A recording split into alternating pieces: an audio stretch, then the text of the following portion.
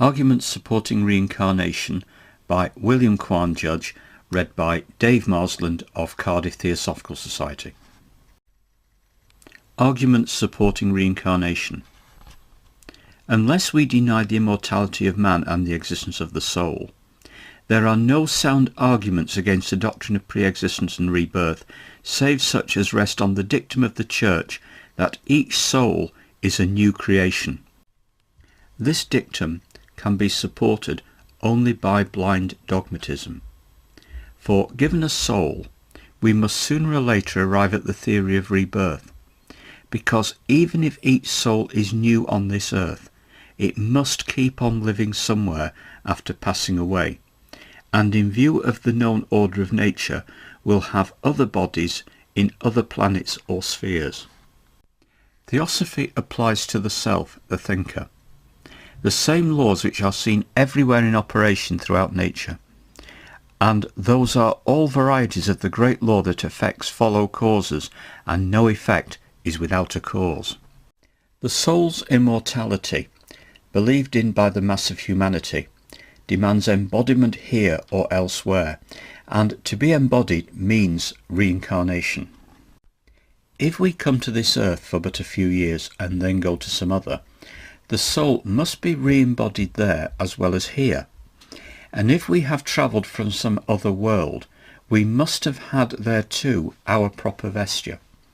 The powers of mind and the laws governing its motion, its attachment and its detachment as given in the Theosophical philosophy show that its re-embodiment must be here, where it moved and worked until such time as the mind is able to overcome the forces which chain it to this globe. To permit the involved entity to transfer itself to another scene of action before it had overcome all the causes drawing it here, and without its having worked out its responsibilities to other entities in the same stream of evolution, would be unjust and contrary to the powerful occult laws and forces which continually operate upon it. The early Christian fathers saw this, and taught that the soul had fallen into matter, and was obliged by the law of its nature to toil upward again to the place from which it came. They used an old Greek hymn which ran, "Eternal mind, thy seedling spark, through this thin vase of clay, athwart the waves of chaos dark, emits a timorous ray." This mind-enfolding soul is sown, incarnate germ in earth. In pity, blessed Lord, then own what claims in thee its birth. Far from thee, thou central fire, to earth's sad bondage cast, let not the trembling spark expire, absorb thine own at last. Each human being has a definite character, different from every other human being, and masses of beings aggregated into nations show as wholes that the national force and distinguishing peculiarities go to make up a definite and separate national character. These differences, both individual and national, are due to essential character and not to education. Even the doctrine of the survival of the fittest should show this. For the fitness cannot come from nothing, but must at last show itself from the coming to the surface of the actual inner character. And as both individuals and nations, amongst those who are ahead in the struggle with nature, exhibit an immense force in their character, we must find a place and time where the force was evolved. These, Theosophy says, are this earth and the whole period during which the human race has been on the planet. So then, while heredity has something to do with the difference in character as to force and morale, swaying the soul and mind a little and furnishing also the appropriate place for receiving reward and punishment, it is not the cause for the essential nature shown by everyone. But all these differences, such as those shown by babes from birth, by adults as character comes forth more and more, and by nations in their history, are due to long experience gained during many lives on earth, and are the outcome of the soul's own evolution. A survey of one short human life gives no ground for the production of his inner nature. It is needful that each soul should have all possible experience, and one life cannot give this even under the best conditions. It would be folly for the Almighty to put us here for such a short time, only to remove us just when we had begun to see the object of life and the possibilities in it. The mere selfish desire of a person to escape the trials and discipline of life is not enough to set nature's laws aside, so the soul must be reborn until it has ceased to set in motion the cause of rebirth, after having developed character up to its possible limit, as indicated by all the varieties of human nature, when every experience has been passed through, and not until all of truth that can be known has been acquired. The vast disparity among men in respect to capacity compels us, if we wish to ascribe justice to nature or to God, to admit reincarnation and to trace the origin of the disparity back to the past lives of the ego. For people are as much hindered and handicapped, abused, and made the victims of seeming injustice because of limited capacity, as they are by reason of circumstances of birth or education. We see the uneducated rising above circumstances of family and training, and often those born in good families have very small capacity, but the troubles of nations and families arise from want of capacity more than from any other cause. Each man feels and knows that he has an individuality of his own, a personal identity which bridges over not only the gaps made by sleep, but also those sometimes supervening on temporary lesions in the brain. This identity never breaks from beginning to end of life in the normal person, and only the persistence and eternal character of the soul will account for it. So, ever since we began to remember, we know that our personal identity has not failed us, no matter how bad may be our memory.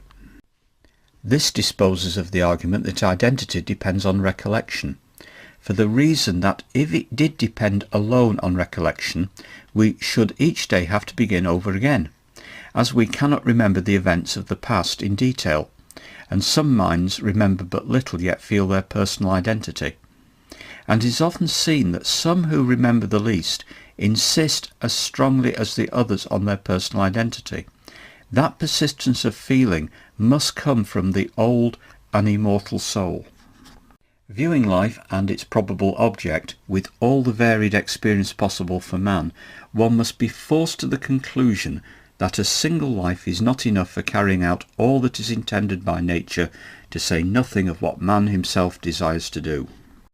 The scale of variety in experience is enormous.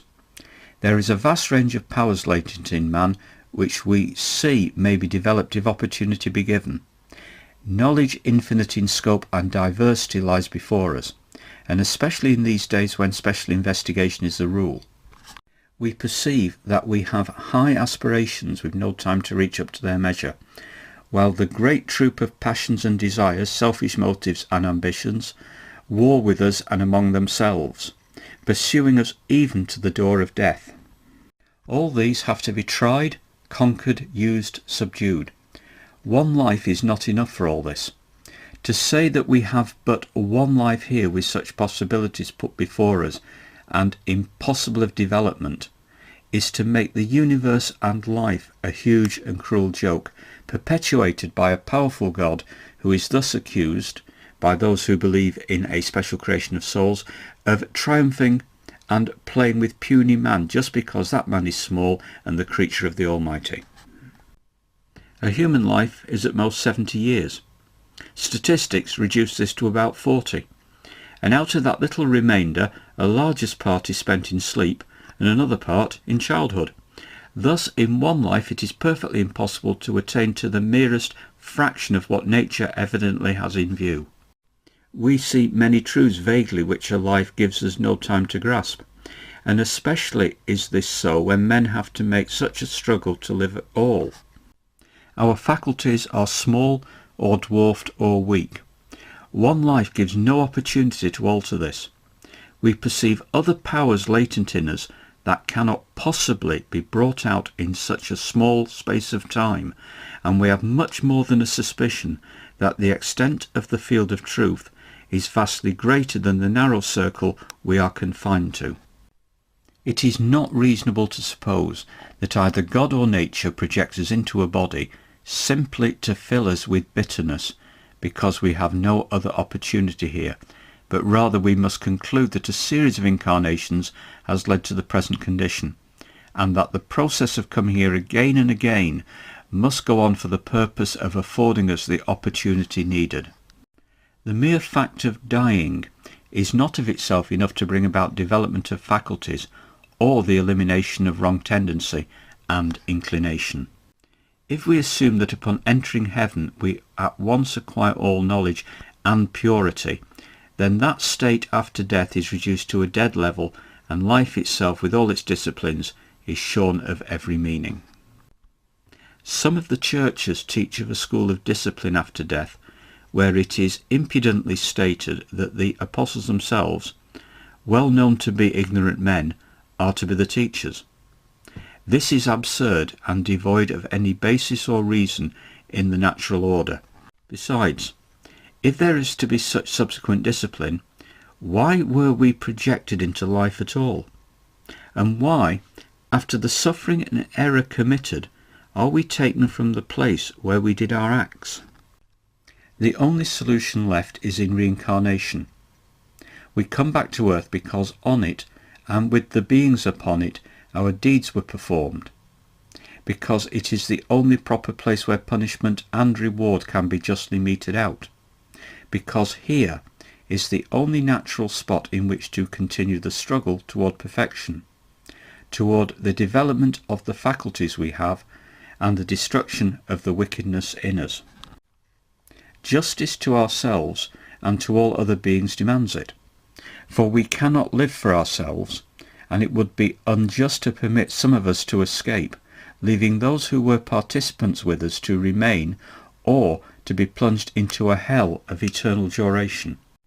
It has been often thought that the opposition to reincarnation has been solely based on prejudice, when not due to dogma, which can only stand when the mind is bound down and prevented from using its own powers. It is a doctrine the most noble of all, and with its companion, one of karma, it alone gives the basis for ethics.